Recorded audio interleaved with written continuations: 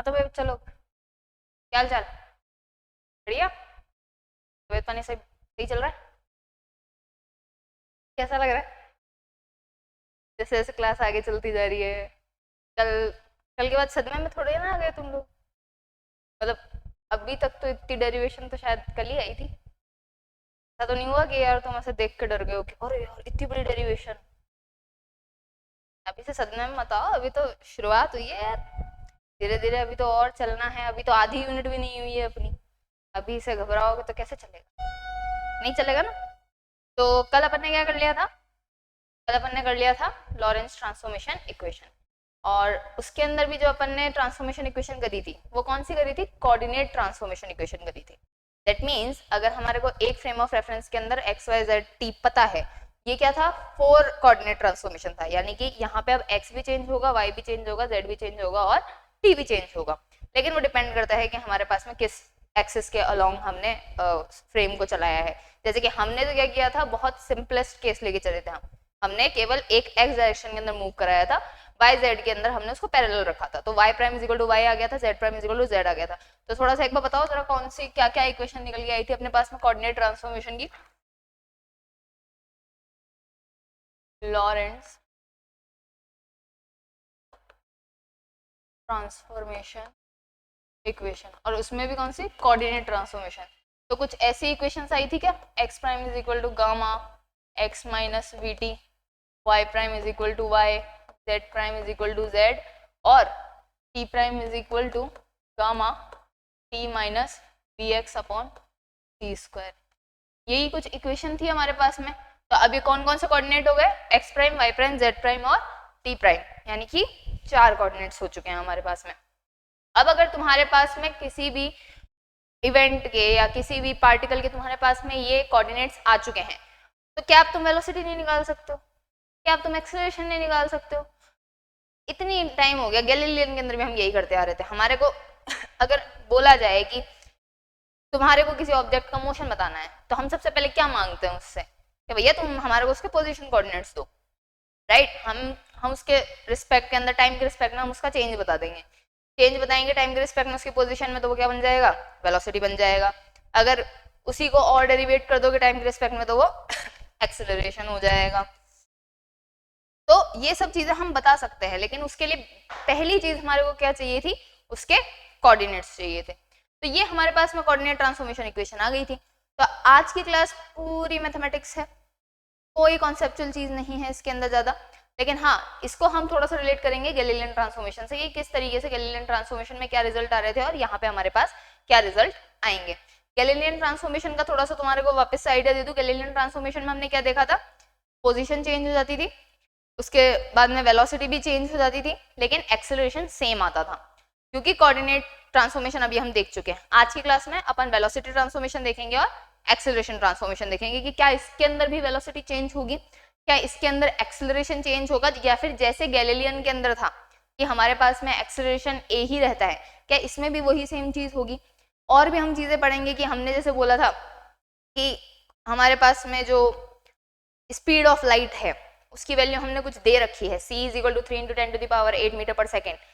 तो क्या ऐसा पॉसिबल है कि किसी ऑब्जेक्ट की स्पीड इससे भी ज्यादा हो जाए? यानी कि अगर मैं एक फ्रेम से देख रही हूँ तो उस ऑब्जेक्ट की स्पीड मान लो c से कम है, लेकिन अगर वेलोसिटी ट्रांसफॉर्म हो रही है तो क्या ऐसा पॉसिबल है कि वो वेलोसिटी स्पीड ऑफ लाइट से ज्यादा हो जाए? या फिर हम इसको एक यूनिवर्स की लिमिट मान लें कि यूनिवर्स ने ही ये चीज तय कर दी है कि कोई भी ऑब्जेक्ट सी स्पीड से ज्यादा नहीं जा पाएगा। तो ऐसी कुछ बातें करेंगे अपन। तो चलो हैंड डालो, हेडिंग डालो, लॉरेंस वेलोसिटी ट्रांसफॉर्मेशन इक्वेशन।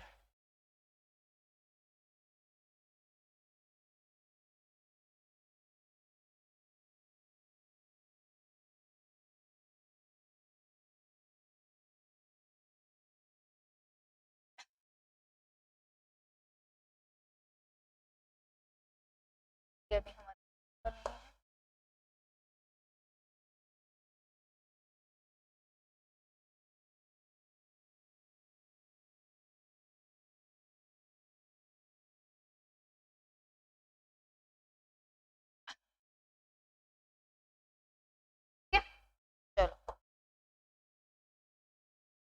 इसमें लिखो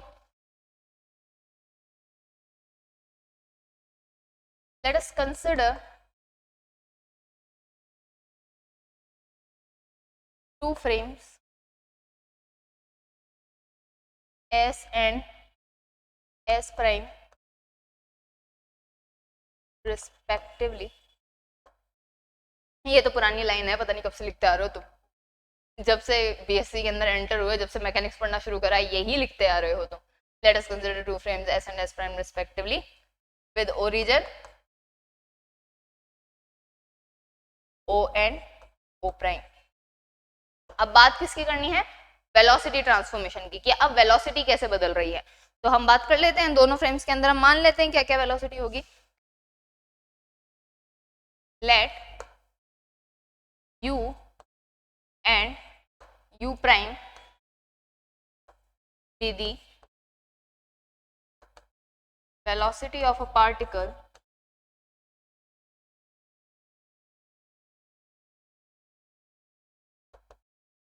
with respect to S and S prime frame such as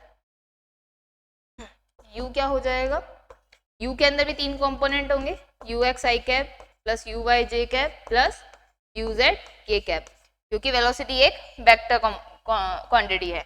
अब यहाँ पे यू एक्स का मतलब क्या है, d x upon D t, क्योंकि इसके कोऑर्डिनेट्स क्या हैं, एस प्राइम के रिस्पेक्ट में coordinate x y z t, और एस प्राइम के रिस्पेक्ट में x prime y prime z prime और टी प्राइम.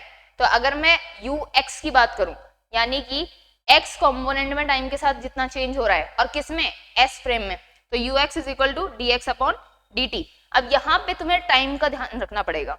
एस फ्रेम के अंदर टाइम क्या है, टी, तो टाइम कौन सा लेंगे हम, टी वाला लेंगे. तो यहाँ पे यू वाई हो जाएगा d y upon D T, और यू जेड हो जाएगा d z upon D T.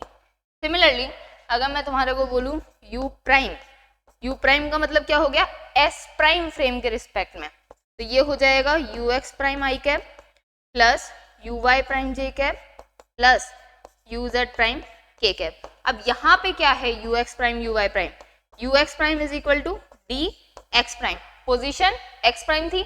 अब यहाँ पे टाइम कौन सा है, टी प्राइम में है, तो यहाँ पे जो इवेंट होगा वो टी प्राइम के रिस्पेक्ट में होगा. तो u Y prime is equal to d Y prime upon D T, और ये हो गया u Z prime is equal to d Z prime upon D T prime. Hindi में लिखो,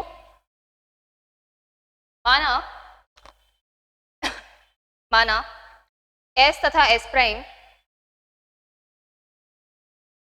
इनर्शियल लिख लेना यहाँ पे, माना एस तथा एस प्राइम दो जड़त्वीय निर्देश तंत्र हैं जिनके मूल बिंदु क्रमशः O तथा O प्राइम है. माना किसी कण का वेग S तथा S प्राइम निर्देश तंत्र के सापेक्ष S तथा S प्राइम निर्देश तंत्र के सापेक्ष क्रमशः U तथा U प्राइम है, क्रमशः U तथा U प्राइम है, जो कि इस प्रकार है, U is equal to you x i cap plus you y j cap plus you z k cap, U prime is equal to you x i cap u x prime i cap plus you Y prime j cap plus you Z prime k cap.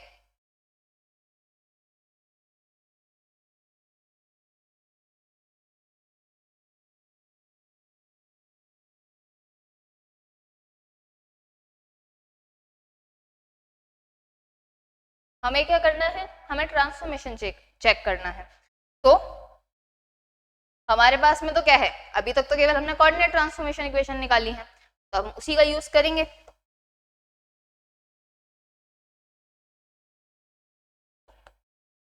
According to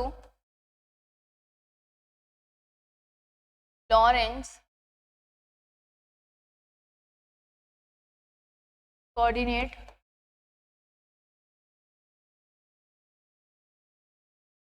transformation equation क्या थी equation? X prime is equal to gamma x minus v t, y prime is equal to y, z prime is equal to z, t prime is equal to gamma t minus p x upon, इसको हम equation 1 कह देते हैं, इसको 2, इसको 3 और इसको 4।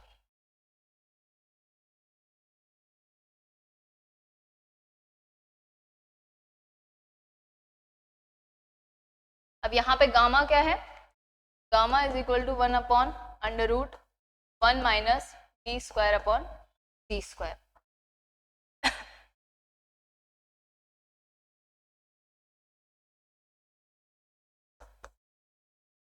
Now differentiating equation 1, 2, 3 and 4 with respect to time t, we get समीकरण 1, 2, 3, 4 का समय t के सापेक्ष अवकलन करने पर क्या आएगा? dx prime upon dt is equal to gamma, gamma तो कांस्टेंट है तो एक फिक्स वैल्यू आ जाएगी तुम्हारे पास में, तो किसका डेरिवेटिव होगा? d अपॉन dt, अंदर हो जाएगा x माइनस बी टी, तो ये हो जाएगा gamma dx upon dt, derivative अंदर जाएगा, माइनस v तो क्या है? कांस्टेंट है, ये किसकी वेलोसिटी है? फ्रेम की वेलोसिटी है, तो v और ये हो जाएगा dt upon dt। Gamma dx upon dt क्या था? dx अपॉन dt इसे हम क्या बोलते हैं? ux, तो ये हो जाएगा ux माइनस v, इक्वेशन 5 बोल दो। उसी तरीके से dy प्राइम अपॉन dt कितना आएगा? dy अपॉन dt, और ये कितना होता है? u y होता है। dz upon dt, dz prime upon dt ये कितना हो जाएगा? dz अपॉन dt, और ये किसके बराबर है? uz के बराबर है। अब तुम्हारे को ऐसा लग रहा होगा कि अरे यार मैम आप यहाँ पे ये dx प्राइम अपॉन dt लिखा है तो इसको भी इसी तरीके से क्यों नहीं लिख रहे हो ux prime? dx prime upon dt तो है, लेकिन मैंने क्या बोला? टाइम भी यहाँ पे चेंज हो रहा है, तो वेलोसिटी क्या है s प्राइम फ्रेम में? dx prime upon dt prime है, तो अभी तुम्हारे को dt प्राइम की वैल्यू नहीं पता है, वो भी अभी तुम निकालोगे। तो ये dz हो गया, इसको 6th इक्वेशन नाम दे दो, इसको 7th इक्वेशन नाम दे दो। उसी तरीके से यहाँ पे dt प्राइम अपॉन dt कितना आ जाएगा? अगेन गामा कांस्टेंट निकल जाएगा, dt upon dt minus v upon सी स्क्वायर कांस्टेंट है, d अपॉन dt x, ये हो जाएगा गामा 1 माइनस v अपॉन सी स्क्वायर और dx अपॉन dt ux हो गया है। इसको इक्वेशन 8 नाम दे दो। डन। अब इक्वेशन 5 और इक्वेशन 8 इनको देखो, हमारे को क्या चाहिए? ux प्राइम चाहिए, वो किससे बनेगा? dx प्राइम और एक dt प्राइम से। तो इस वाली इक्वेशन में तुम्हें dx प्राइम दिख रहा है और इस वाली के अंदर तुम्हें dt प्राइम दिख रहा है। अगर मैं दोनों को डिवाइड कर दूं तो ये dt dt तो हट जाएगा और बचेगा क्या? dx prime upon dt prime. तो यही कर लेते हैं हम आगे। इक्वेशन कौन सी? 5 डिवाइडेड बाय 8, 5 डिवाइडेड बाय 8 तो क्या हो जाएगा? dx प्राइम अपॉन dt, और वो किससे डिवाइड होगा?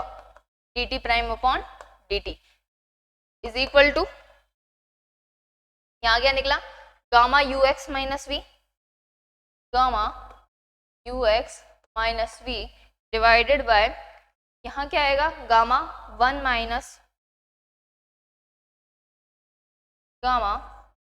Minus v upon C square you x आएगा। तो ये क्या बचा, u x minus we upon 1 minus we you x upon C square. इधर से ये क्या हो गया, डी टी तो कैंसिल आउट हो गया, d x prime upon D t is equal two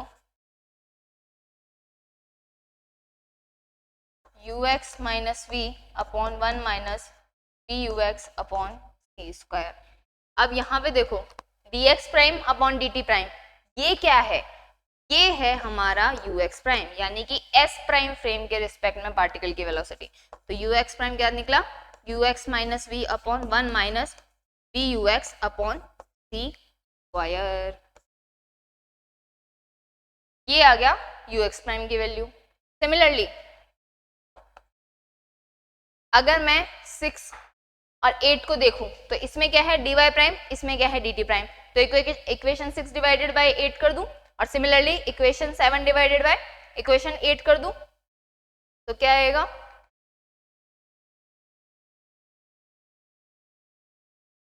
equation 6 divided by 8 तो वो हो जाएगा dy prime upon dt prime, कितना हो जाएगा uy upon 1 gamma 1 minus we you x upon C square, और उसी तरीके से और इसकी वैल्यू कितनी हो जाएगी, यू वाई प्राइम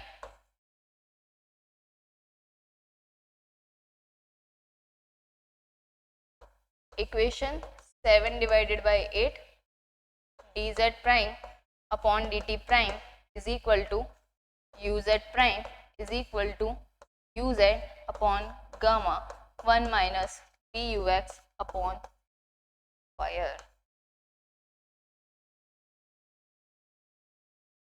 तो ये जो इक्वेशंस निकल के आई, क्या नंबर हो गया था यहाँ पे, 8 हो गया था। तो ये इक्वेशन 9, इक्वेशन 10 और ये equation 11। Equation 9, 10 and 11 are known as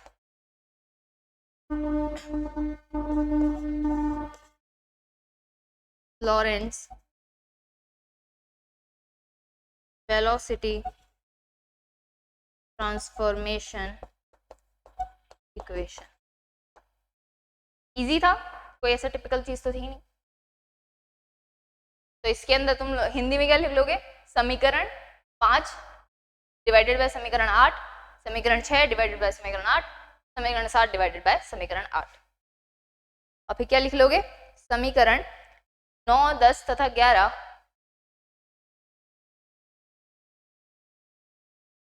Lorentz वेग रूपांतरण समीकरण कहलाते हैं।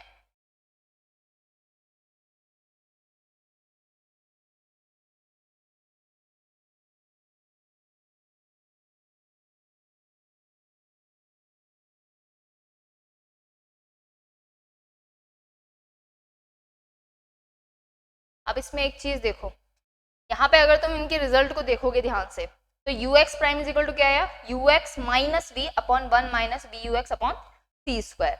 और वहीं पे अगर तुम यू वाई प्राइम और यू जेड प्राइम को देखोगे तो उनके रिजल्ट तुम्हें थोड़े थोड़े से सेम दिख रहे हैं, क्योंकि इनका नीचे वाला पार्ट सेम है, ऊपर यू वाई प्राइम था तो यू वाई आ गया, यू जेड प्राइम था तो यू जेड आ गया। ऐसा क्यों हुआ, क्योंकि हमने जो अभी मूव करा रखा है, हमारा फ्रेम कौन से डायरेक्शन में मूव करा रखा है, एक्स में मूव करा रखा है। तो इसीलिए उस फ्रेम की जो रिलेटिव वेलोसिटी आएगी वो कितनी आएगी, U x minus V. Y direction में नहीं है, इसलिए यहाँ पे कोई भी वेलोसिटी लेस नहीं हो रही है, सब्सट्रैक्ट नहीं हो रही है, और यहाँ पे भी नहीं हो रही है। अगर मान लो वहां पे क्या होता, वो वाई डायरेक्शन में अगर मूव करने लगता और एक्स और जेड एक्सिस पैरेलल होती तो वहां पे क्या हो जाता, यू वाई माइनस वी हो जाता और गामा इसमें नहीं आता। जैसे कि इस वाले केस में हो रहा है ना कि x के अलोंग मूव कर रहा है तो यहाँ पे गामा नहीं आ रहा है, जिस एक्सिस के अबाउट मूव कर रहे हो वो वाले कोऑर्डिनेट के अंदर गामा नहीं आएगा, लेकिन जो पैरेलल है फ्रेम्स की एक्सिस उनके अंदर हमारे पास में गामा देखने को मिल रहा है। और वेलोसिटी जिस डायरेक्शन में है केवल उसी के अंदर ऊपर वाले पार्ट में वो रिलेटिव वेलोसिटी आ रही है, बाकी वालों के अंदर नहीं आ रही है। तो अगर मैं तुमसे एक जनरली बोल दूं, now if the frame is moving along y axis, क्या है, y एक्सिस के अबाउट मूव कर रही है। तो यहाँ पे क्या हो जाएगा, ux prime is equal to ux ही रह जाएगा, क्योंकि अब कौन से के अबाउट मूव कर रहा है, y के अबाउट मूव कर रहा है, और नीचे आ जाएगा gamma 1 minus v uy upon सी स्क्वायर।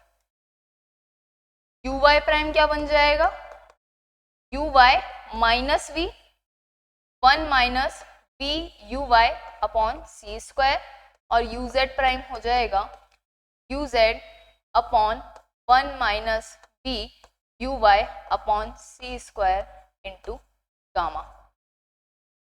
सिमिलरली z एक्सिस के अबाउट भी बता सकते हो। Now if frame is moving along z axis, तो ux prime is equal to ux, क्योंकि इस डायरेक्शन में कोई भी वेलोसिटी नहीं है, फ्रेम की वेलोसिटी इसमें नहीं है, uz upon C square, uy prime is equal to uy gamma 1 minus v uz upon C square, and uz prime is equal to इस डायरेक्शन में है तो uz minus v 1 minus v uz upon सी square.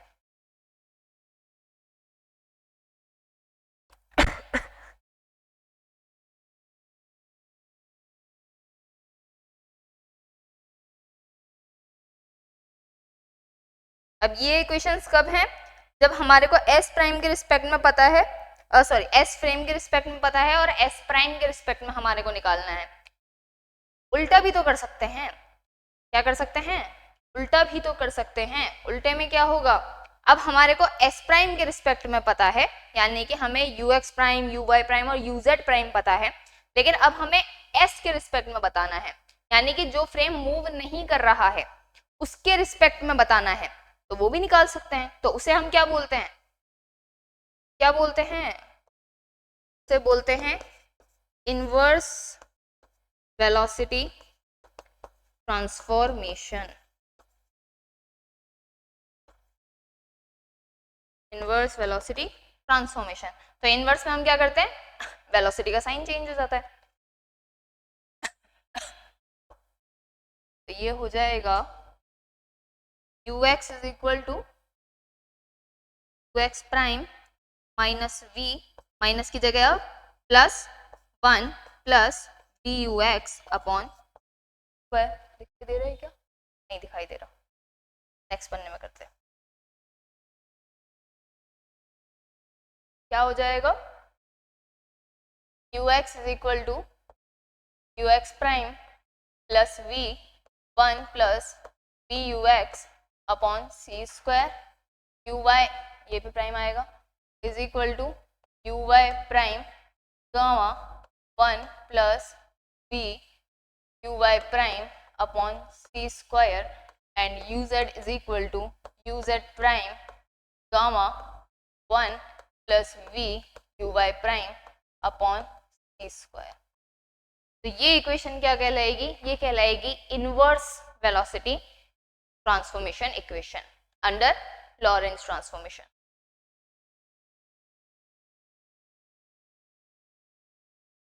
अब इसके अंदर हम थोड़े थोड़े कुछ कुछ केस पढ़ लेते हैं, क्या कर लेते हैं, थोड़े थोड़े केस पढ़ लेते हैं।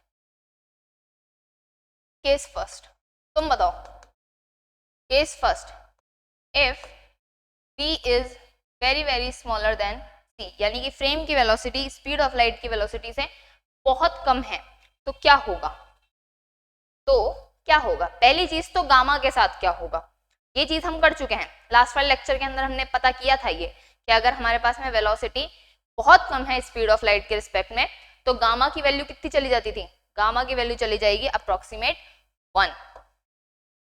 कैसे, gamma is equal to 1 upon under root 1 minus V square upon C square.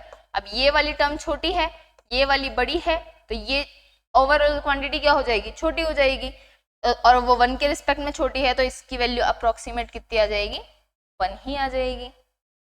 Done.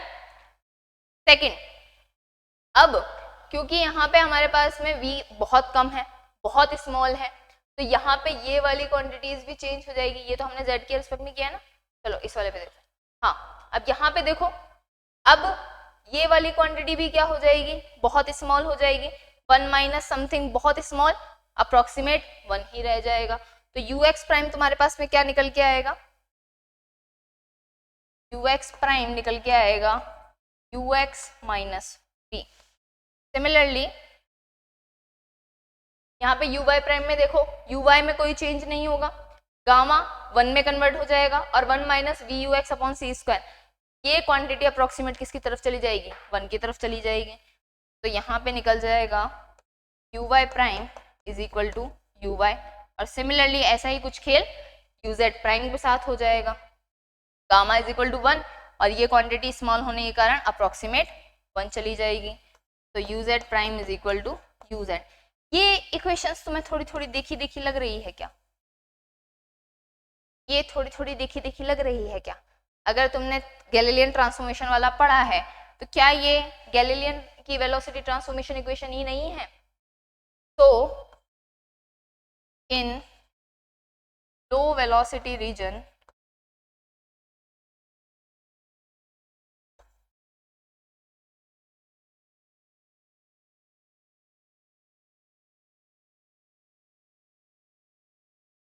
Galilean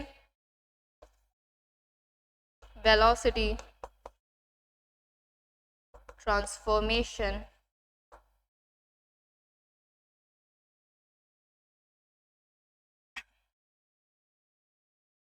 velocity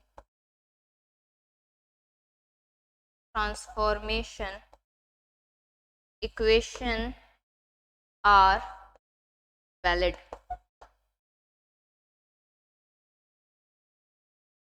पहला डालो केस फर्स्ट, यदि v is very very smaller than c तो गामा की वैल्यू कितनी हो जाएगी, 1 minus V square upon C square approximate to 1।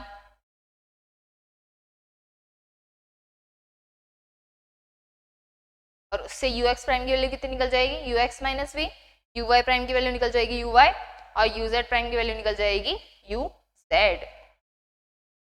तो इस स्थिति में सॉरी इस स्थिति में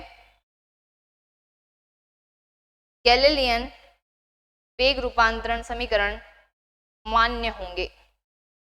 और यही चीज तो हम बोलते आ रहे थे कि जब हमारे पास में स्पीड ऑफ लाइट के आसपास भी नहीं भटक रही है वेलोसिटी, तभी हमारे पास में गैलीलियन काम करेगा। और इसीलिए मैंने लास्ट क्लास के अंदर भी बोला था कि एक्चुअल के अंदर जो ट्रांसफॉर्मेशन इक्वेशन होती है वो कौन सी है, वो लॉरेंस ट्रांसफॉर्मेशन है। गैलीलियन तो उसी का एक केस टाइप मान लो तुम, कि स्पीड को हमने क्या किया है, बहुत कम कर दिया है।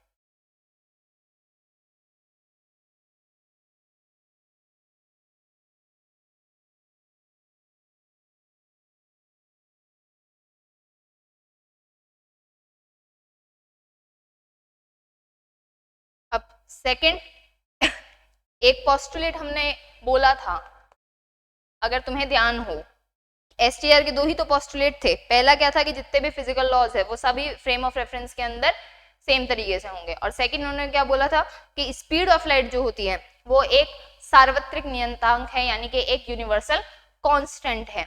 तो यानी कि अगर मैं स्पीड ऑफ लाइट का मेजरमेंट एस फ्रेम से करूं या फिर एस प्राइम फ्रेम से करूं, वो दोनों ही फ्रेम्स में क्या आनी चाहिए, सी ही आनी चाहिए। तो चेक कर लेते हैं क्या ये बात सही है क्या। तो इसमें लिखो invariance of velocity of light. Second case,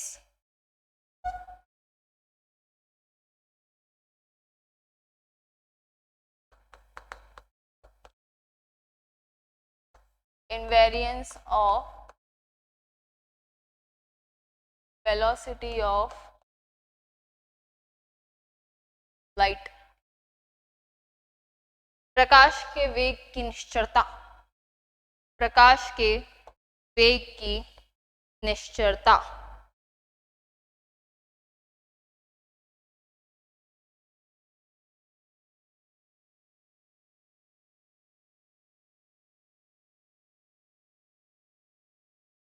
let us consider that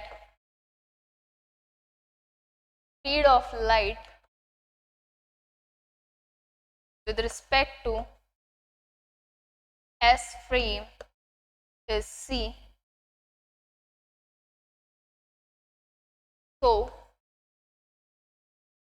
according to STR's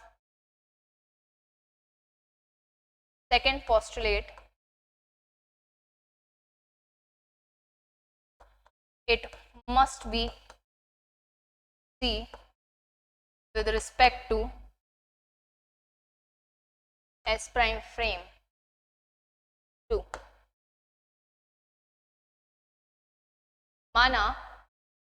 माना प्रकाश का वेग किसी निर्देश तंत्र S के सापेक्ष c है, तो आपेक्षिकता के विशिष्ट सिद्धांत के, तू बोल ले भाई पहले, तो ट्रेन ऐसी गुजरती है ना यहाँ से यार, तो आपेक्षिकता के विशिष्ट सिद्धांत के द्वितीय अभिग्रहित के अनुसार S प्राइम निर्देश तंत्र के सापेक्ष भी इसका मान c ही होना चाहिए,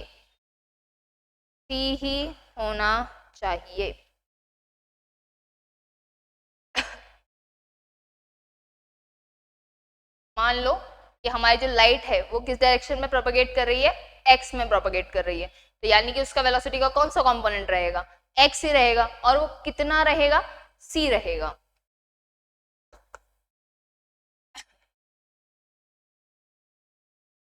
तो ux is equal to c, uy is equal to 0, uz is equal to 0, right? According to Lorentz velocity transformation equation क्या थी, ux prime is equal to ux minus v 1 minus v ux upon c square. ux की value कितनी है, c minus v upon 1 minus vc upon c square, ये हो जाएगा c minus v, LCM लोगे या फिर ये एक कैंसिल आउट हो गया, एक c तो कैंसिल आउट हो गया, और एलसीएम लोगे तो c minus v divided bye c, ये वाला c ऊपर चला जाएगा, ये दोनों कैंसिल आउट हो जाएंगे, कितना बचेगा, c आ गया। तो यानी कि ux प्राइम किसके बराबर आ रहा है, c के बराबर आ रहा है। uy प्राइम कितना होगा, uy upon gamma 1 minus we you x upon C square, और uy की वैल्यू कितनी है, 0। uz prime is equal to uz gamma 1 minus we you x upon C square, और uz की वैल्यू भी कितनी है, 0 है। तो यहाँ से अगर हम वेलोसिटी की बात करें, hence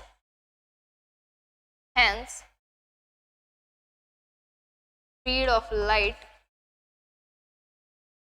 with respect to s and s prime frame, s prime के रिस्पेक्ट में क्या हो जाएगी, u है, और u किसके बराबर हो जाएगा, ux square plus uy square plus uz square, और हम क्या मान रहे थे कि केवल x कंपोनेंट है, c स्क्वायर प्लस 0 कितना आया, c, और u प्राइम कितना निकल जाएगा, ux prime square plus uy prime square plus uz prime square, और ये भी कितना निकला, c square plus 0 is equal to c, that means u is equal to u prime, i.e. Speed of light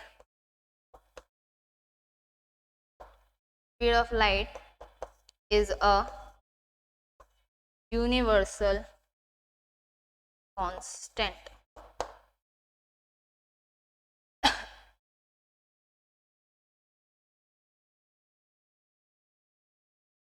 यहाँ पे तो ऐसा कुछ था नहीं, हिंदी में यहाँ पे लिखो, ये इक्वेशन हो जाएगी, और यहाँ लिखो इस प्रकार प्रकाश का वेग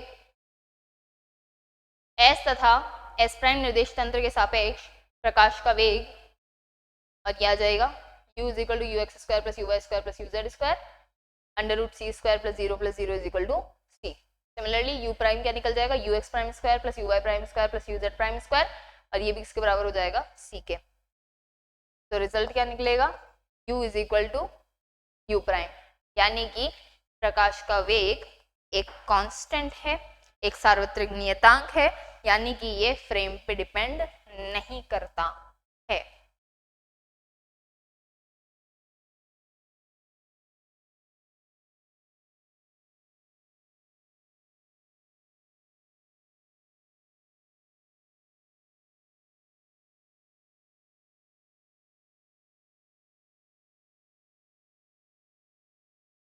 ठीक है, तो ये तो हो गई लाइट की बात। अब हम बात करते हैं क्या किसी ऑब्जेक्ट की स्पीड लाइट स्पीड से ज्यादा हो सकती है, क्योंकि एक कांस्टेंट वैल्यू आई हमारे पास में कि भैया c एक कांस्टेंट वैल्यू होती है, ठीक है। तो क्या ऐसा पॉसिबल है कि एक फ्रेम से जब हम किसी एक ऑब्जेक्ट को देख रहे हैं, जिस टाइम उसकी वेलोसिटी कम है स्पीड ऑफ लाइट से, तो क्या ऐसा पॉसिबल है कि हम उसे किसी दूसरे फ्रेम ऑफ रेफरेंस से देखें और उसकी स्पीड ऑफ लाइट से ज्यादा हो जाए, या फिर हमेशा हमारे को ऐसा ही रिजल्ट देखने को मिलेगा कि जो पार्टिकल की स्पीड है वो हमेशा स्पीड ऑफ लाइट से कम रहेगी। तो क्या हम ऐसा कह सकते हैं कि स्पीड ऑफ लाइट एक मैक्सिमम लिमिट है कि इससे ज्यादा पार्टिकल की कभी वेलोसिटी हो ही नहीं सकती है, चाहे तुम किसी भी फ्रेम ऑफ रेफरेंस से देख लो। ये सी जो हमने निकाला है ये एक यूनिवर्स की लिमिट हमने सेट कर दी है, तो पता लगाएं इसको। तो हेडिंग डालो third,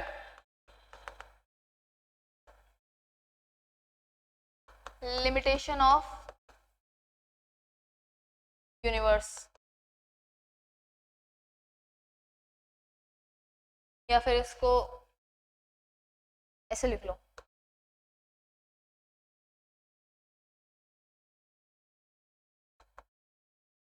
limiting nature of speed of light.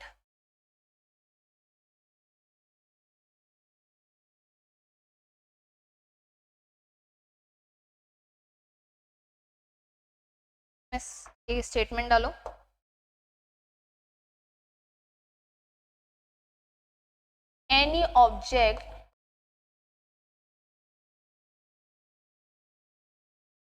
any object with respect to any frame of reference can't move with a velocity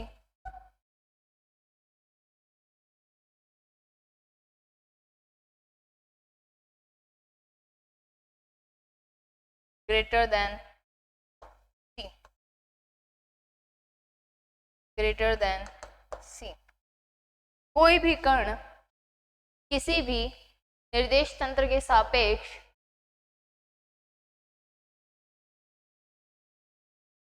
c वेग से ज्यादा वेग पर चलायमान नहीं हो सकता।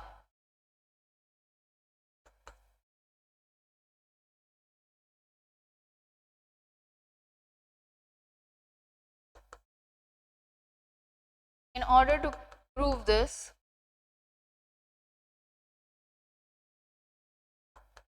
let us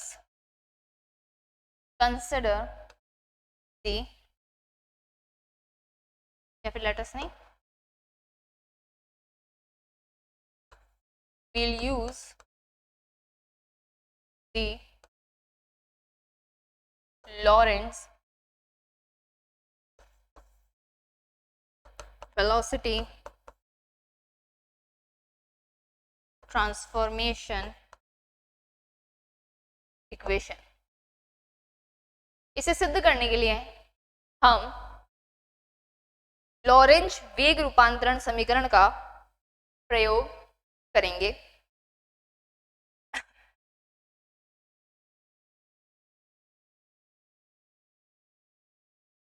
और वो क्या है, तुम्हारे को मैंने इनवर्स वाले भी लिखवाए हैं। मान लो तुम्हारे पास में इनवर्स कर ले हम, U x is equal to you x prime plus V 1 plus we you x upon C square prime.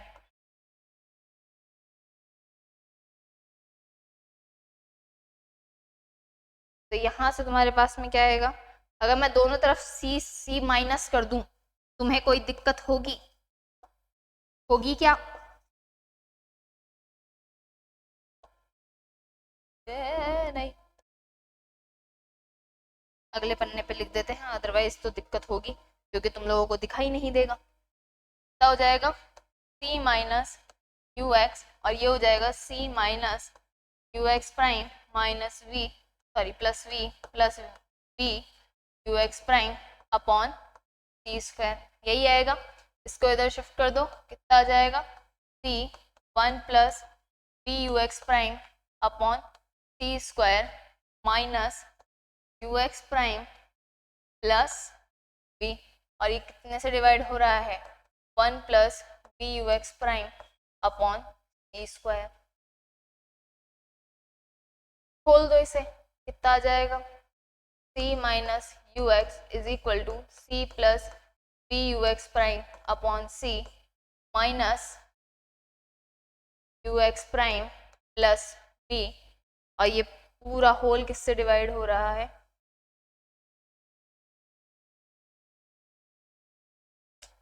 Duster काहे चल रहा है, upon 1 plus we you x prime upon C square हो गया। देखो इसके अंदर से कुछ कॉमन निकल रहा है, यहाँ से मुझे तुम यू एक्स प्राइम कॉमन निकलता दिख रहा है, तो वो कितना हो जाएगा, v अपॉन सी माइनस 1, और इधर की साइड क्या हो जाएगा, v plus C divided by 1 plus we you x prime upon C square. सही है?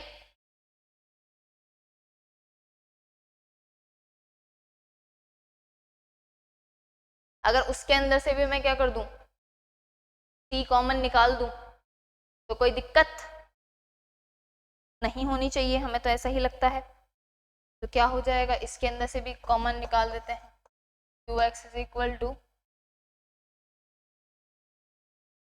इस वाले ब्रैकेट से भी मैंने क्या किया, सी को कॉमन निकाल दिया, प्लस सी कॉमन निकल गया तो 1 plus V upon C divided by 1 plus V X prime upon C square हो जाएगा। सही बात?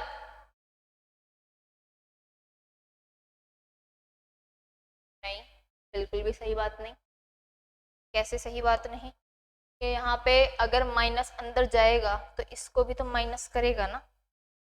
अरे तो तुम बताते नहीं हो यार, कहीं पे गलती हो जाती है तो चुपचाप बैठे और रहते हो। तो ये क्या हो जाएगा, माइनस वी हो जाएगा, यहाँ पे भी क्या हो जाएगा, माइनस वी हो जाएगा।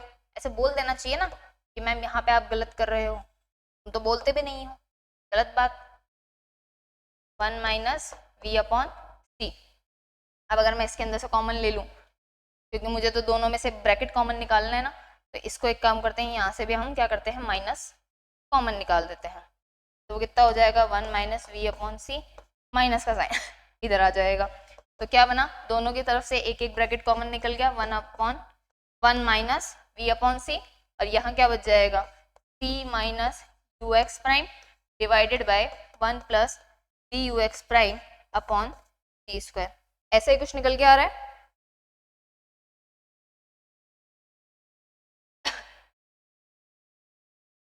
अब अगर हम मान लें इफ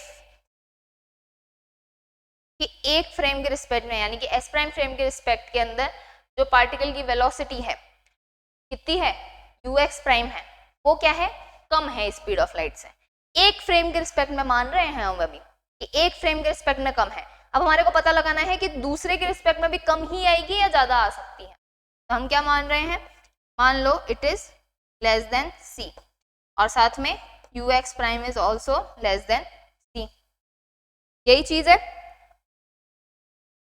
तो हाँ, या फिर इसको और भी कर ले क्या, इजी, और भी इजी किया जाए क्या, देखते हैं आगे करेंगे अपन। चलो अब यहाँ पे देखो, ये वाली जो क्वांटिटी है ये सी से कम है, ये वाली जो क्वांटिटी है ये भी सी से कम है। तो अगर ये सी से कम है तो यानी कि ये दोनों क्वांटिटी मिलके क्या आएंगी, पॉजिटिव वैल्यू देगी, यानी कि तुम्हारे पास में इधर की साइड में ये जो क्वांटिटी है ये क्या आएगी, ग्रेटर देन 0 आएगी। मानते हो, मानते हो, तो क्या आ जाएगा, c minus you x greater than 0 निकल के आएगा। दोनों साइड अगर मैं क्या करूं, प्लस यू एक्स कर दूं तो क्या आ जाएगा, कुछ ये कंडीशन निकल के आएगी। और यू एक्स तो क्या है, एस फ्रेम के रिस्पेक्ट में वेलोसिटी है, और ये कितनी निकल रही है, ये सी से कम निकल रही है।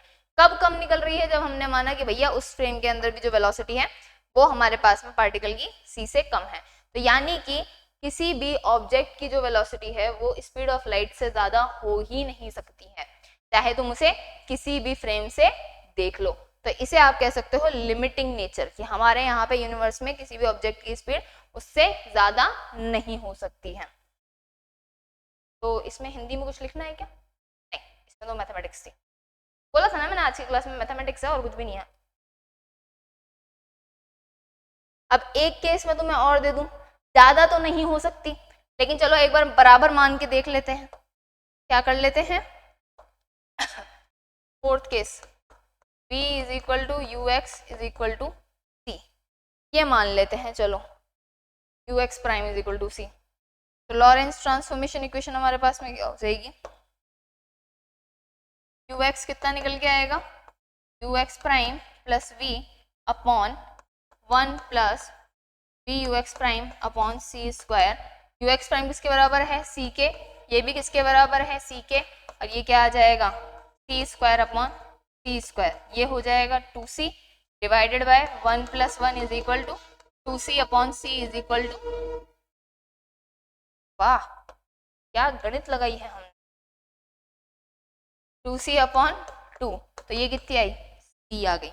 अभी भी क्या हुआ, अभी भी चाहे तुम उस ऑब्जेक्ट की स्पीड को क्या कर गए हो, स्पीड ऑफ लाइट तक लेके चले गए हो, तब भी तुम्हारे पास में वेलोसिटी कितनी आ रही है, मैक्स टू मैक्स c ही आ रही है। तो इसको तुम लिमिटिंग केस कहते हो। ये जो तुम्हारे दिमाग में अभी आया था ना लास्ट वाले केस के अंदर, यार चलो हम मान लेते हैं कि कम मान के चल रहे थे हम, तो सी ही मान लेंगे, सी मानने पर ये होगा, सी मानने पर भी मैक्सिमम ही आएगी, सी ही आएगी, इससे ज्यादा जाएगी ही नहीं।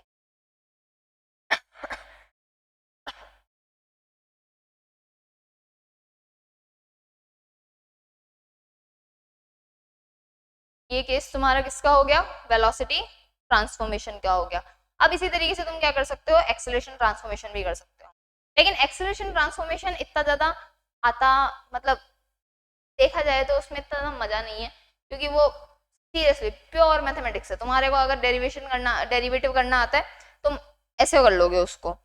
कई बार क्वेश्चन ऐसे ही आ जाता है कि वेलोसिटी ट्रांसफॉर्मेशन इक्वेशन निकाल दो या एक्सेलरेशन ट्रांसफॉर्मेशन निकाल दो, लेकिन एक्सेलरेशन ट्रांसफॉर्मेशन की इक्वेशन इस तरीके की इतनी इजी नहीं आती, जैसे कि हमारे पास में वेलोसिटी ट्रांसफॉर्मेशन की आई थी, वो बहुत ही बड़ा एक्सप्रेशन निकल के आता है। तो जनरली उस पे बेस क्वेश्चन भी नहीं आते हैं, कॉम्पिटिटिव एग्जाम में भी उस पर ज्यादा क्वेश्चन नहीं बनते हैं, क्योंकि वो एक थ्योरेटिकल जैसा हो जाता है कि ठीक है आप पन्ने खिंच रहे हो उसके ऊपर। लेकिन हाँ, ये वेलोसिटी ट्रांसफॉर्मेशन पे भर भर के क्वेश्चन, चाहे तुम किसी भी एग्जाम के अंदर ले लेना, ये बहुत अच्छा आता है। या तो वेलोसिटी के बेस पे वो क्वेश्चन पूछेगा, ठीक है, या फिर इसके आगे वाला जो हम टॉपिक पढ़ेंगे इनके बाद में, ट्रांसफॉर्मेशन के बाद में, जो कि क्या था, इफेक्ट ऑफ एसटीआर। क्या क्या इफेक्ट थे कि लेंथ कॉन्ट्रैक्ट हो जाती है, टाइम डाइल्यूट हो जाता है, मास डाइल्यूट होता है। तो इससे रिलेटेड एसटीआर पे काफी क्वेश्चन हमारे बनते हैं, चाहे वो हमारे राजस्थान यूनिवर्सिटी के उसमें हो या फिर कोई जैम का एग्जाम दे दो, नेट का एग्जाम ले दो, तो उसके अंदर भी इन क्वेश्चन के ऊपर का मतलब इस टाइप के काफी क्वेश्चंस बनते हैं। एक्सेलरेशन वाले पे ऐसे कोई क्वेश्चन ज्यादा देखने को मिलते नहीं है। तो अब थर्ड कौन सा ट्रांसफॉर्मेशन होगा? थर्ड होगा हमारे पास में लॉरेंज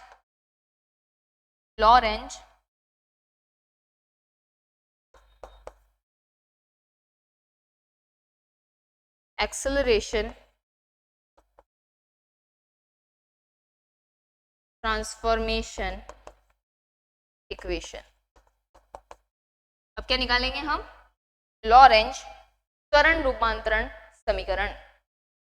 और त्वरण निकालने के लिए हमें क्या चाहिए होता है? त्वरण निकालने के लिए हमें वेलोसिटी चाहिए होती है, उसको हम टाइम के रिस्पेक्ट में डेरिवेट कर देते हैं, तो हमारे पास क्या निकल जाता है? एक्सेलरेशन निकल जाता है। तो वही कर लेते हैं अब, और क्या। तो वेलोसिटी ट्रांसफॉर्मेशन इक्वेशंस हमारे पास में क्या निकली थी?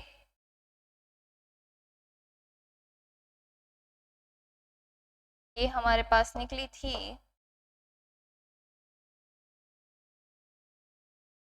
ux prime is equal to u minus v upon 1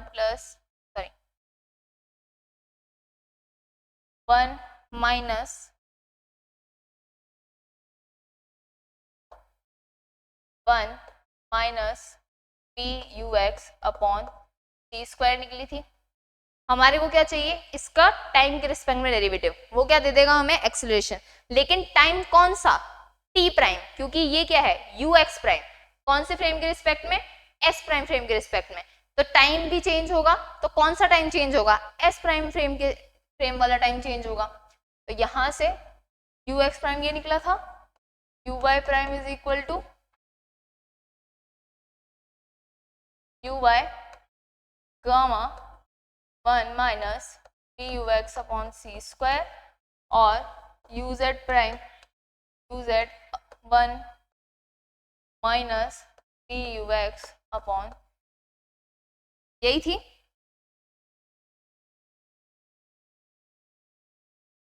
differentiating above equation with respect to time t, differentiating above equation with respect to time t के रिस्पेक्ट में डेरिवेट कर रहे हैं, t के रिस्पेक्ट में कर रहे हैं। तो ये हो जाएगा dux prime upon dt। Derivative करना आता है तुम्हारे को? ऐसा कुछ होता था, u अपॉन v d, ध्यान है क्या? ये इसको हम क्या करते थे? नीचे वाले का स्क्वायर कर देते थे, इसको रखते थे, जैसे x के रिस्पेक्ट में कर रहे हैं हम। ये है कि u अपॉन v की फॉर्म है और तुम्हें x के रिस्पेक्ट में डेरिवेट करना है। तो क्या करते थे? नीचे वाले का स्क्वायर करके ऐसे बट्टे के नीचे रख देते, इसको एज इट इज रखते थे, d upon D x u के रिस्पेक्ट में minus u dv upon dx, ऐसा कुछ कर देते थे डेरिवेटिव। नहीं पता है तो देख लो, इस तरीके से तुम्हारा डेरिवेट होता था। अब हमारे पास में क्या है? टाइम के रिस्पेक्ट में करना है, तो यहाँ पे भी क्या हो जाएगा? d अपॉन डी टी आ जाएगा सेम। तो ux प्राइम क्या हो जाएगा? d upon D T. a upon b की फॉर्म है ax ux minus v 1 minus v ux upon c square, यही है a अपॉन b। तो डिवाइड का इसका square 1 minus we you x upon C square का होल स्क्वायर, इसको as it is रख दो अपॉन सी स्क्वायर और d upon D T. Time के रिस्पेक्ट में कर रहे हैं ना, किसका? ऊपर वाले का, U x minus we, minus इसको एज इट इज छोड़ दो और किसका डेरिवेटिव कर दो? नीचे वाले पार्ट का। तो नीचे वाला पार्ट क्या है? 1 minus we you x upon C square, यही निकलेगा D you x prime upon D T. अब डेरिवेट करो, देखो इसका तो डेरिवेटिव होगा नहीं, राइट? किसका डेरिवेटिव होगा? यू एक्स का और v का, लेकिन v तो फ्रेम की वेलोसिटी है और वो कितनी है? कांस्टेंट है। तो किसका डेरिवेटिव होगा? यू एक्स का। तो क्या हो जाएगा? D you x upon D T आ जाएगा। इधर की साइड में यू एक्स माइनस वी, इसका तो डेरिवेटिव होगा नहीं, 1 एक कांस्टेंट है, कांस्टेंट का डेरिवेटिव 0 हो जाता है, v एक कांस्टेंट है, c स्क्वायर एक कांस्टेंट है, तो ये बाहर निकल जाएंगे। और यू एक्स का टाइम के रिस्पेक्ट में डेरिवेटिव हो जाएगा। तो देखो क्या बनेगा, 1 minus we you x upon C square, 1 minus we you x upon C square, ये निकल रहा है D you x prime upon D T, D you x upon D T, D you x upon D T, B का तो 0 हो गया, इधर की साइड में minus you x minus we, minus you x minus v, और d upon D t 0 minus we upon C square,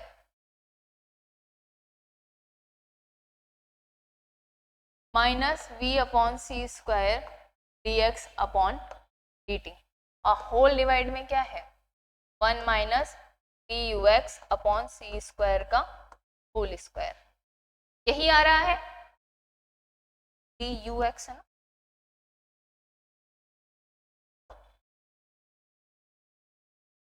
d you x upon, अब देखो ये माइनस है, यहाँ पे भी माइनस है, ये तो प्लस हो जाएगा, D you x upon D T, D you x upon D T दोनों के अंदर है, कॉमन निकाल देते हैं, तो ये क्या हो जाएगा 1 minus we you x upon C square, इधर हो जाएगा minus plus minus V, V upon सी स्क्वायर, और बाहर क्या निकल जाएगा, बाहर निकल जाएगा D you x upon D T whole divided by 1 minus we you x upon C square का होल स्क्वायर।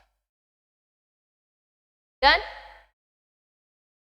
अब इसी तरीके से तुम एक चीज और निकाल सकते हो, या फिर देख लो एक बार इसको ही और सॉल्व कर लो, कुछ कटरा पिटरा है क्या, यू एक्स अपॉन सी स्क्वायर, ये इससे मल्टीप्लाई होगा वी यू एक्स प्लस का V you x upon C square, और क्या बचेगा माइनस वी स्क्वायर अपॉन सी स्क्वायर, यही बचेगा, इधर के साइड में D you x upon D T, D you x upon D T को तुम कुछ लिख सकते हो क्या, यू एक्स क्या है वेलोसिटी का एक्स कॉम्पोनेंट, कौन से फ्रेम के रिस्पेक्ट में, एस फ्रेम के रिस्पेक्ट में, और टी भी क्या है एस फ्रेम के रिस्पेक्ट में टाइम है, तो D you x upon D T क्या हो गया, ये ए एक्स नहीं बन गया क्या, तो मैं ए एक्स लिख दूं इसको, ये हो गया 1 minus we you x upon T square का होल स्क्वायर, ये क्या हो गया कैंसिल आउट हो गया, और ये हो गया 1 माइनस वी स्क्वायर अपॉन सी स्क्वायर।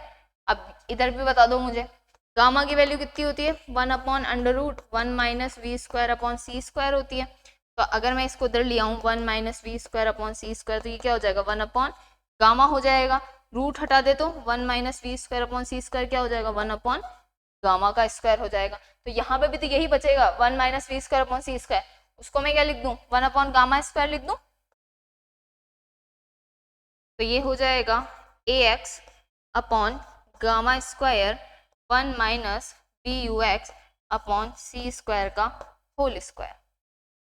यहाँ तक सही हो, चलो अब मेरे को तो क्या चाहिए, मुझे तो एस प्राइम फ्रेम के रिस्पेक्ट में चाहिए, तो अब मुझे चाहिए D you x prime divided by D T prime, तो डी टी प्राइम तुम पहले निकाल के आ चुके हो, इतना काम तुमने पहले किया है, जब तुम वेलोसिटी की बात कर रहे थे तब तुमने D T prime upon D T निकाल लिया था, कहाँ निकाल लिया था, दिखाओ दिखाओ दिखाओ, कहाँ निकाला था कहाँ निकाला था कहाँ निकाला था, निकाला तो था, काफी जल्दी निकाल लिया था तुमने, मतलब हाँ निकाला था, ये देखो D T prime upon D T gamma 1 minus we you x upon T square,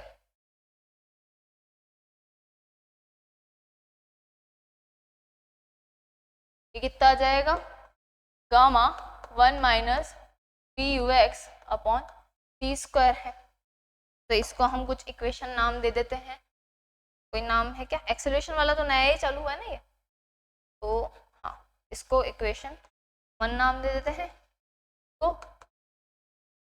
2 नाम दे देते हैं, इक्वेशन 1 डिवाइडेड बाय 2 कितना हो जाएगा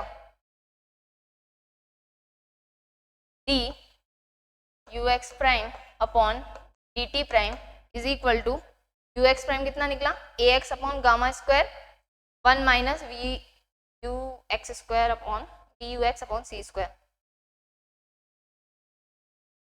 ये निकला a x upon gamma square 1 minus we you x upon C square का होल स्क्वायर, और ये किससे डिवाइड हो जाएगा, gamma 1 minus we you x upon square से हो जाएगा, राइट। इसके नीचे कुछ भी नहीं है तो डिवाइडेड बाय 1 है।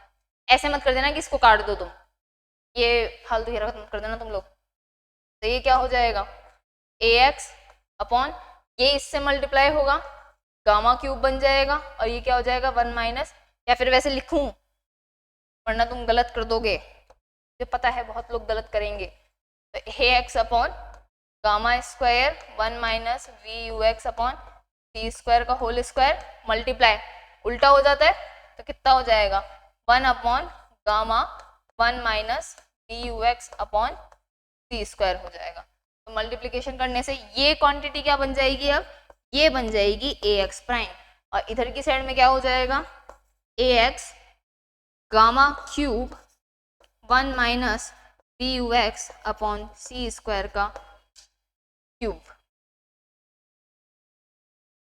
कितना क्यूब। चाहो तो गामा की वैल्यू भी रख सकते हो, gamma is equal to 1 upon under root 1 minus, तो यहाँ पे गामा नीचे है तो ऊपर की तरफ चला जाएगा 1 माइनस वी स्क्वायर अपॉन सी स्क्वायर की पावर हाफ होता है, लेकिन यहाँ पे पावर 3 है तो 3 इंटू 1/2 कितनी पावर हो जाएगी 3/2 हो जाएगी, और यहाँ पे हमारे पास में हो जाएगा 1 minus we you x upon C square और उसकी पावर 3। तो ये तुम्हारा निकल के आया एक कंपोनेंट एक्सेलरेशन का, कर लो याद। अब ऐसी ही तुम्हारी डेरिवेशन कहाँ होगी, ए वाई एलिमेंट के लिए भी होगी, ऐसी ही तुम्हारी किसके लिए होगी ए जेड के लिए भी होगी, लेकिन इतनी मजदूरी हम नहीं करेंगे इतनी मजदूरी हम नहीं करेंगे, तुम्हारे को करनी है तुम कर सकते हो। सिंपली क्या करोगे, जैसे यहाँ पे D you x prime upon D T निकाला है ना, वैसे अब तुम क्या निकालना D you Y prime upon D T भी निकालना, ठीक है। अब देखो तुम्हारे साथ क्या होगा, बताओ। डी यू एक्स के अंदर तो क्या था, ये देखो डी यू एक्स प्राइम था, ठीक है, तो यहाँ पे भी यू एक्स था और यहाँ पे भी यू एक्स था, तो क्या हुआ, इससे तुम्हारे को मिला था फायदा, तुमने ध्यान नहीं दिया, तुम्हारे को यहाँ फायदा क्या मिला था D you x upon D T, और इधर भी D you x upon D T, दोनों तरफ यही आ रहा था, नीचे वाली टर्म का भी जब डेरिवेटिव हुआ था तब भी ऐसा ही टर्म बन रहा था, लेकिन अब y में देखो तो क्या होगा, y में देखो तो y के अंदर ऊपर तो uy है और नीचे ux है, तो यानी कि एक टर्म में तो आएगा D you Y upon D T, और इस वाले का डेरिवेटिव करोगे तब आएगा D x upon D T, D you x upon D T, तो यानी कि यहाँ पे कॉमन टर्म नहीं निकलेगी तुम्हारे पास में, और अगर कॉमन टर्म नहीं निकलेगी तो जितना प्यारा प्यारा एक्सप्रेशन नहीं तुम्हें ए एक्स का दिख रहा है ना, ऐसा प्यारा एक्सप्रेशन ए वाई और ए जेड का नहीं आएगा, क्योंकि उनके अंदर डिनोमिनेटर के अंदर न्यूमरेटर के अंदर अलग अलग हैं, वेलोसिटीज क्या है अलग अलग कंपोनेंट है वेलोसिटीज के, यहाँ पे तो क्या थे सेम थे इसलिए कॉमन निकल गया था, इसलिए हमने लिख दिया था वहां पे कॉमन नहीं आएगा, वहां पे दो अलग अलग वेलोसिटीज होंगी, दो अलग अलग कंपोनेंट्स होंगे, तो वो एक बड़ा सा एक्सप्रेशन बनेगा, तो इसलिए हम तो वो मजदूरी नहीं कर रहे हैं, हम क्या लिख देंगे सिमिलरली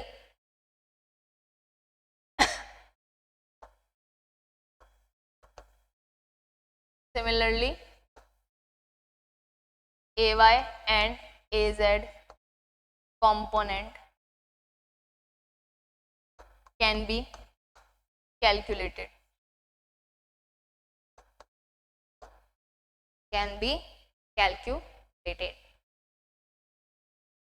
ऐसे ही निकाल सकते हो।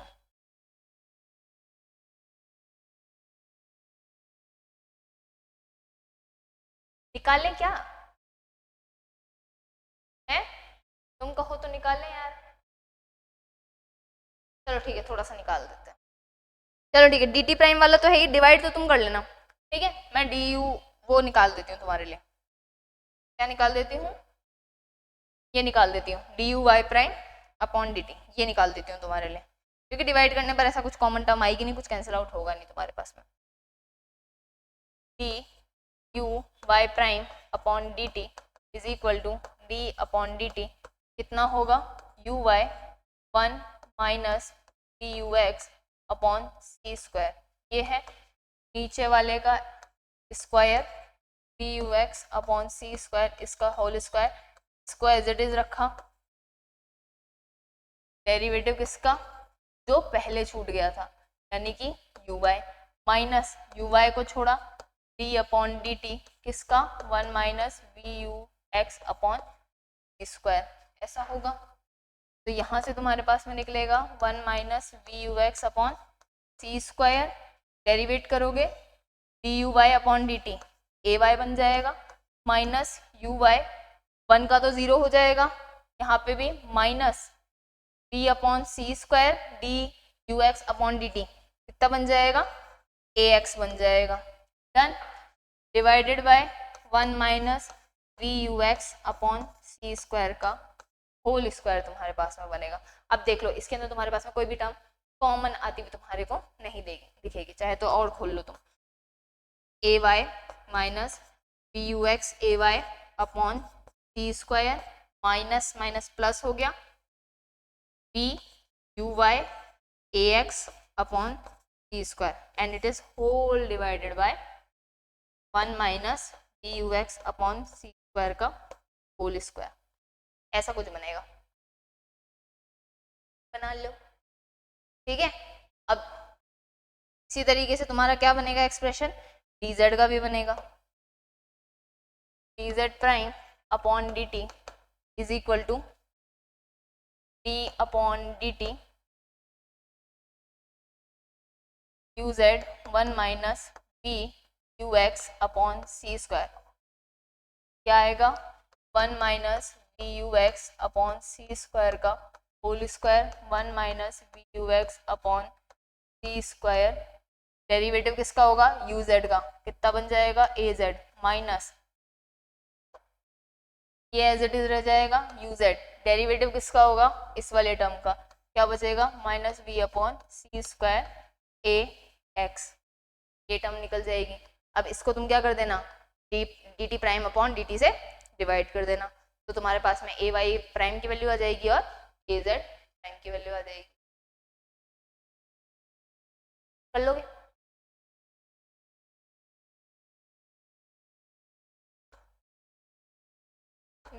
D Y prime D Y prime, हाँ जैसे तुम्हें रोना आ रहा है ना इतनी डेरिवेशन देख के मुझे भी आ रहा है, कोई मजा नहीं आ रहा मेरे को मैथ्स करने के अंदर। D Y prime upon D T prime, D Y prime क्या आया A Y minus you X A Y, बाप रे, A Y minus you X A Y upon T square minus you Y A x,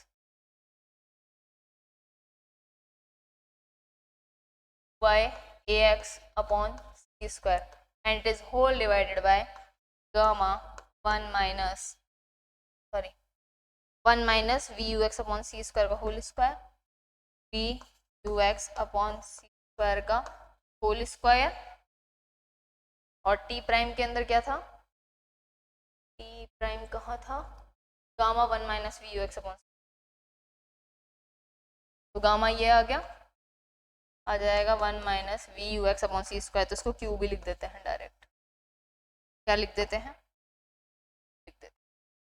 तो ये तुम्हारे पास में किसका एक्सप्रेशन आएगा ए वाई प्राइम का आएगा, और उसी तरीके से ए जेड प्राइम कितना निकलेगा D Z prime upon D T prime, और वो कितना निकलेगा इससे देखो A Z minus we you X A Z upon C square plus P U Z A x upon, तो यहाँ पे वैल्यू रखो A Z minus we you X A Z plus we U Z A x upon C square divided by 1 minus we you x upon square का whole square, D T prime से divide करोगे तो gamma आ जाएगा 1 minus we you x upon C square का cube आ जाएगा। तो ऐसा कुछ तुम्हारे पास में एक्सप्रेशन आएगा किसका ए वाई प्राइम का और ए जेड प्राइम का। लिख लो लिख लो। तो अब इससे तुम्हारे को क्या पता चल रहा है, तुमने जब गैलीलियन ट्रांसफॉर्मेशन पढ़ा था तो गैलीलियन ट्रांसफॉर्मेशन में हमने अलग अलग केसेस पढ़े थे और उसके अंदर से कुछ केसेस ऐसे थे, सबसे पहले हमने फ्रेम को स्टेशनरी रखा था, फिर एक कांस्टेंट वेलोसिटी से चला दिया था, राइट। तो उसके अंदर हमने क्या चीज देखी थी कि जब भी हमारा फ्रेम या तो मूव नहीं कर रहा हो या फिर कांस्टेंट वेलोसिटी से मूव कर रहा हो, दोनों ही केसेस के अंदर जो एक्सेलरेशन आ रहा था वो क्या आ रहा था, बराबर आ रहा था दोनों फ्रेम के रिस्पेक्ट में। A is equal to A prime आ रहा था, चाहे तुम स्टेशनरी फ्रेम के रिस्पेक्ट में बोल लो चाहे मूविंग फ्रेम के रिस्पेक्ट में बोल लो, तुम्हारे पास में ऐसी ही कंडीशन आ रही थी। लेकिन लॉरेंज में क्या हो गया, क्योंकि लॉरेंज में अब टाइम भी बदलना शुरू हो चुका है तो इसलिए अब तुम्हारा एक्सेलरेशन सेम नहीं आ रहा है। तो इसमें लिख लें क्या हम,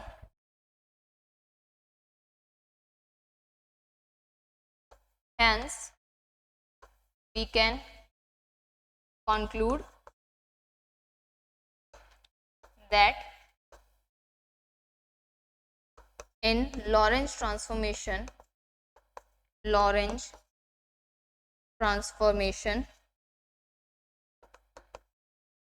acceleration also changes।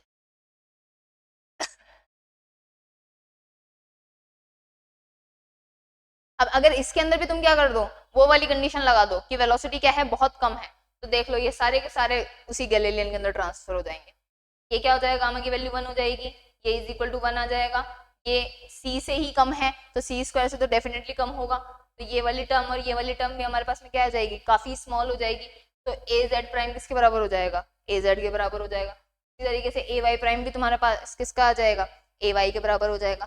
तो यानी कि लो वेलोसिटी लिमिट पे ये सारा लॉरेंस ट्रांसफॉर्मेशन किसमें कन्वर्ट हो जाएगा, गैलीलियन के अंदर कन्वर्ट हो जाएगा। दैट मीन्स गैलीलियन एक स्पेशल केस है लॉरेंस ट्रांसफॉर्मेशन का। और वो कंडीशन क्या है कि जो वेलोसिटी है फ्रेम की वो काफी कम है, स्पीड ऑफ लाइट को अप्रोच नहीं कर रही है। तो भाई ये था तुम्हारा वेलोसिटी और एक्सेलरेशन ट्रांसफॉर्मेशन। तो आज का अपना उद्देश्य यही था, क्योंकि आज यही डेरिवेशन करनी थी हमारे को। कल अपन अच्छा पार्ट पढ़ेंगे, अपन एसटीआर का प्यारा प्यारा पार्ट पढ़ेंगे। ये तो क्या था, लॉरेंस ट्रांसफॉर्मेशन था, तो वो तो खैर कराना ही था अपने को। लेकिन अब अपन एसटीआर का प्यारा प्यारा बात करेंगे, वो था लेंथ कॉन्ट्रैक्शन और टाइम डायल्यूशन। ये अपन कल पढ़ेंगे कि एसटीआर के आने से क्या क्या चीज बदल गई दुनिया के अंदर। क्या वो जो एक ट्रेन वाला मैंने तुम्हें एक्सपेरिमेंट बताया था ना, वो भी अपन लिखेंगे। वो भी कोलोकेलिटी वाला कॉन्सेप्ट आएगा वहां पे कि भैया कोलोकेलिटी टूट जाती है। मैंने वहां पे नहीं लिखवाया था ना तुम्हारे को जब कहानी सुनाई थी, कल अपन वो भी लिखेंगे। और लेंथ कॉन्ट्रैक्शन भी लिखेंगे, टाइम डायल्यूशन भी लिखेंगे। कई अलग अलग यूनिवर्सिटीज है उनके अंदर इसका आगे का भी है, जैसे कि एनर्जी का भी है, उसमें एसटीआर के अंदर एनर्जी कैसे चेंज होती है, मास कैसे चेंज होता है। लेकिन राजस्थान यूनिवर्सिटी के अंदर केवल और केवल लेंथ कॉन्ट्रैक्शन है, टाइम डायल्यूशन है और उसका एक्सपेरिमेंटल वेरिफिकेशन। तो मेन तो अपन पहले लेंथ वाला करेंगे, टाइम वाला करेंगे, उसका एक्सपेरिमेंटल वेरिफिकेशन करेंगे। लेकिन एक क्लास के अंदर थोड़ा सा अपन एक्स्ट्रा वो भी पढ़ लेंगे। और हाँ, अभी तक मैं तुम्हारे को इसके अंदर कोई भी न्यूमेरिकल नहीं करा रही हूँ। तुमने देखा होगा 3 क्लास हो गई, ये आज तीसरी क्लास हो गई, मैंने तुम्हारे को कोई भी न्यूमेरिकल नहीं कराया। सब्र करना, मैं एक पूरी प्रॉपर क्लास लाऊंगी जिसके अंदर मैं तुम्हारे को सिर्फ न्यूमेरिकल कराऊंगी एसटीआर के। अभी तो केवल सीखते जाओ चीज़ों को, ठीक है, इक्वेशंस देखते जाओ कैसे क्या चीज़ें हो रही है, ऑब्जर्व करते जाओ। फिर उसके बाद मैं तुम्हारे को एक पूरी क्लास लूंगी जिसके अंदर मैं तुम्हारे को क्वेश्चंस कराऊंगी एसटीआर के। और एसटीआर के क्वेश्चंस के अंदर जैम एग्जाम के भी ले लेंगे, थोड़े बहुत नेट के भी ले लेंगे। यार तो क्या ही है यार, क्वेश्चन करने में मजा आएगा। लेकिन जब तक क्वेश्चन नहीं हो रहा है तब तक ऐसा मत समझना कि यार ये कहीं काम नहीं आएगा। उस दिन तैयारी रखना अपनी, जिस दिन एसटीआर के क्वेश्चन रहेंगे उस दिन तुम्हारे को मैं ऐसे कुरेद के बोलूंगी कि क्या आई थी इक्वेशन, क्या आई थी, तो उस तरीके से बात चलेगी। ठीक है, तो इसको कंप्लीट करना, लिख लेना, ऐसे नहीं स्क्रीनशॉट लेकर रख लो, तो लिख लेना इसको। ठीक है, चलो ध्यान रखना अपना। राधे राधे।